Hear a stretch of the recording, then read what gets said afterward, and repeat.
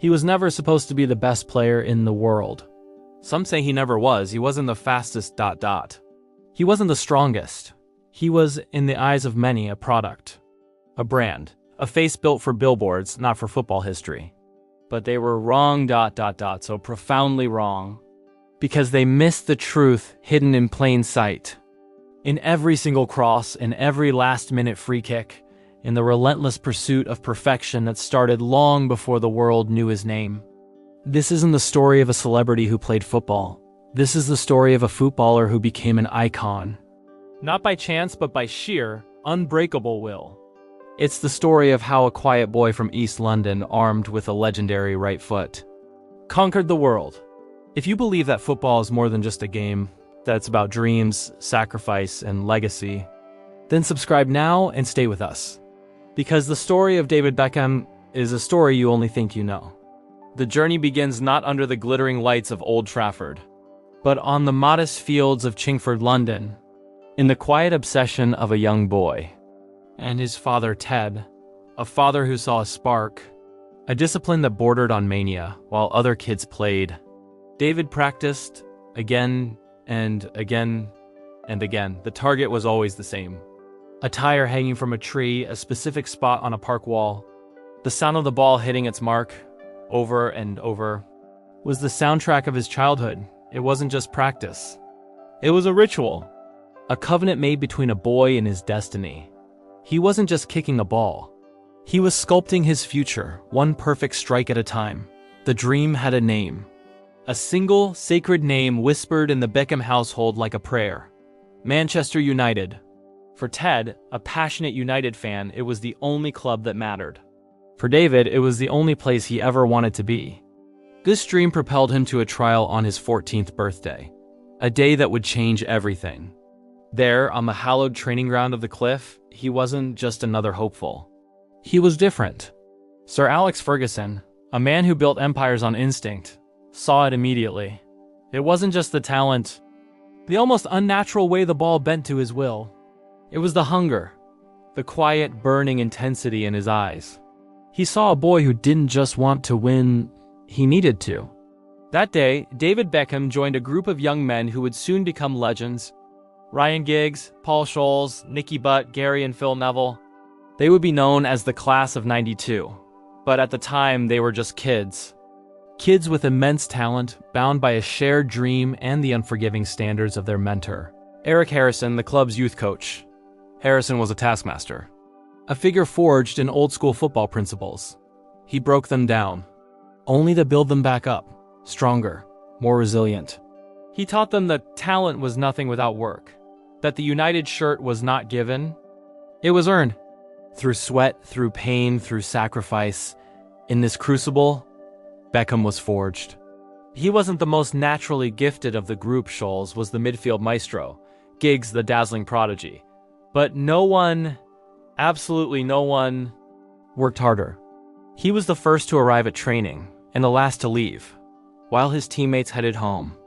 David stayed behind, under the fading light, sending cross after cross into an empty penalty box, practicing free kicks until his muscles screamed. He was chasing an impossible standard of perfection, a standard set not by his coaches, but by the voice inside his own head. This relentless drive was his true gift. It was the engine behind the elegance, the grit beneath the glamour. It was the secret that would, one day, take him from the muddy pitches of Salford to every corner of the globe. His debut for the first team came quietly, a brief appearance in a League Cup match. But the real announcement, the moment the world began to take notice, was yet to come. It would happen on the opening day of the 1996 season. A moment of such audacious brilliance, it felt like it was plucked from a schoolboy's fantasy. A moment that would forever define the beginning of his legend. A goal from the halfway line. Against Wimbledon, it sounds impossible even to say. Most players wouldn't dare to dream of it, let alone attempt it in a Premier League match. But David Beckham was not most players. As the ball fell to him just inside his own half, time seemed to slow down. He took a single glance. A momentary scan of the field. He saw Neil Sullivan, the Wimbledon goalkeeper, straying just a few yards off his line. For others, it was nothing. A fleeting observation. For Beckham, it was an invitation. In that split second, all those thousands of hours of practice, all the lonely sessions after training, all the relentless pursuit of perfection converged. With a swing of his right foot, he didn't just hit the ball, it sailed through the Selhurst Park air. A perfect dipping arc against the London sky. A trajectory calculated not by a computer, but by pure instinct and endless repetition. The world watched, breathless, as the ball dropped from the heavens. Over the desperate backpedaling keeper, and nestled into the back of the net. It was more than a goal. It was a statement. A declaration. A 21-year-old kid had just announced his arrival not just to England, but to the world. And the world was instantly captivated. That goal was the catalyst. Beckham was no longer just a promising young midfielder. He was a phenomenon. His crosses became his signature.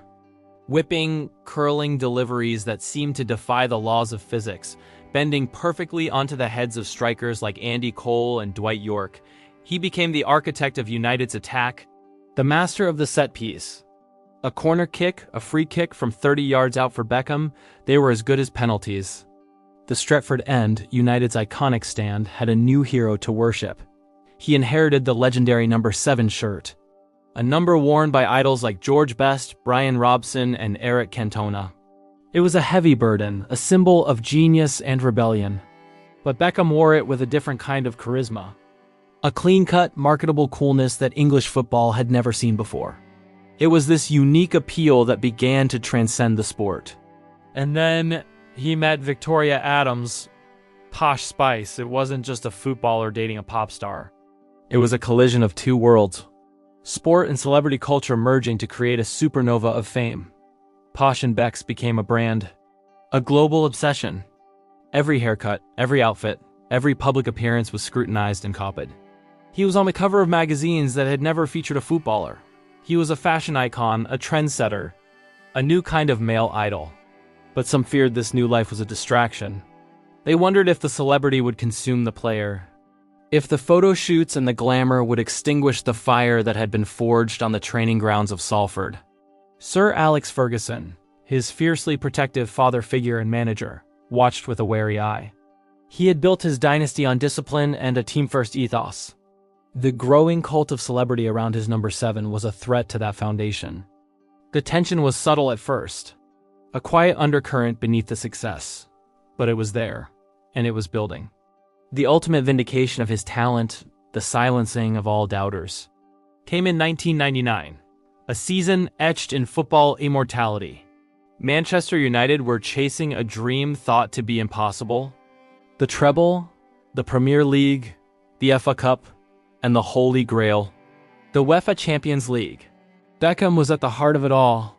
He was the machine that drove the team forward, his assists and goals providing the lifeblood for their relentless campaign. The climax arrived on a tense, unforgettable night in Barcelona. The Champions League final against Bayern Munich. With 90 minutes on the clock, United were losing. 1-0. The dream was turning into a nightmare. The great Sir Alex Ferguson looked defeated. The players exhausted. Hope was fading. But Beckham, he never stopped running, never stopped believing. In the dying moments of injury time, United won a corner. It was their last chance. A final, desperate roll of the dice. As he walked over to take it, he carried the weight of a million dreams on his shoulders. The noise inside the Camp Nou was deafening. He paused, took a breath, and delivered. A perfect in-swinging cross into the chaos of the penalty box. A desperate scramble. And Teddy Sheringham bundled it home. An equalizer from the jaws of defeat. The United fans erupted, but the miracle wasn't over. Just over a minute later, another corner, same spot, same man. David Beckham stepped up again, another delivery. Another moment of sublime quality under unbearable pressure. A flick on from Sheringham, and Ole Gunnar Solskjaer stabbed it into the roof of the net. History. In the space of 102 seconds, Manchester United had snatched victory from the abyss. They had won the treble. As the celebrations exploded around him, Beckham stood there. A champion of England, a champion of Europe. He had reached the pinnacle of club football. He had proven he was not just a celebrity. He was a winner, a true United legend. But in the world of football, The summit is a precarious place, and a fall was coming. One that would be as public and as brutal as his rise had been spectacular. The villain, that's what they made him. A year before the miracle in Barcelona at the 1998 World Cup in France, David Beckham went from golden boy to national pariah. In a fiery match against Argentina, a moment of petulance, a flick of his leg at Diego Simeone, earned him a red card. England crashed out of the tournament on penalties. And a nation, 10 heroic lions, one stupid boy. He was vilified, crucified by the press. Effigies of him were hung outside pubs. Every time he touched the ball in a domestic game away from Old Trafford, he was met with a chorus of boos and vitriol. It was a pressure that would have crushed most players. A hatred that would have broken lesser men. But they didn't understand the boy from Chingford. They didn't understand the relentless, obsessive drive that had gotten him here. He absorbed the hate, and he used it. It became fuel. He responded the only way he knew how, on the pitch. With every perfect cross, every tireless run, every stunning free kick for Manchester United, he chipped away at their anger. He didn't complain, he didn't hide. He simply played. And he was magnificent. The path to redemption is long, but destiny always provides a defining moment. For David Beckham, it came on October 6, 2001, at his home stadium, Old Trafford. England was playing Greece in the final qualifier for the 2002 World Cup. They were losing 2-1, the clock was ticking into injury time. The nation was facing the humiliation of a playoff. Or worse. All hope seemed lost, and then a foul. A free kick, 30 yards from goal. This was it. The final chance. The entire stadium, the entire country held its breath. 4 years of abuse, of being the villain, of carrying the weight of a nation's failure on his shoulders. It all came down to this one kick. He placed the ball down with meticulous care. He was the captain now, the man they all looked to. He took his iconic stance, took a deep breath, and ran towards the ball. Time stood still. In that moment, he wasn't a celebrity, not a fashion icon, not a brand. He was a footballer with the fate of his country resting on his famous right foot. He struck it perfectly.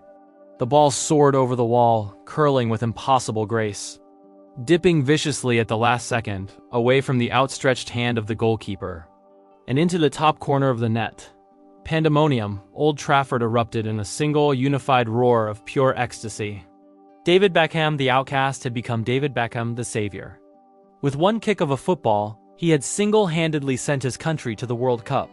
The redemption was absolute. It was the stuff of legends. But while he had reconciled with his country, his relationship with his club, with his mentor, was fracturing beyond repair. The tension with Sir Alex Ferguson had been simmering for years. The manager, a staunch traditionalist, saw Beckham's celebrity lifestyle as a circus that threatened the sanctity of his dressing room. The breaking point came after an FA Cup loss to Arsenal. In the ensuing locker room rage, Ferguson, in a fit of anger, kicked a stray boot that struck Beckham just above the eye, leaving a cut. The incident was more than a physical confrontation.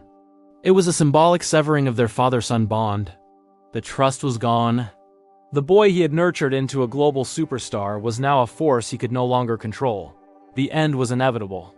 In the summer of 2003, David Beckham left Manchester United. The club he had dreamed of, the club he had bled for. He joined Real Madrid, becoming the latest Galactico in a team of superstars. It was the end of an era, but the beginning of a new chapter. He conquered Spain, then embarked on a pioneering mission to America with the LA Galaxy, single-handedly raising the profile of football in a country that had long been indifferent.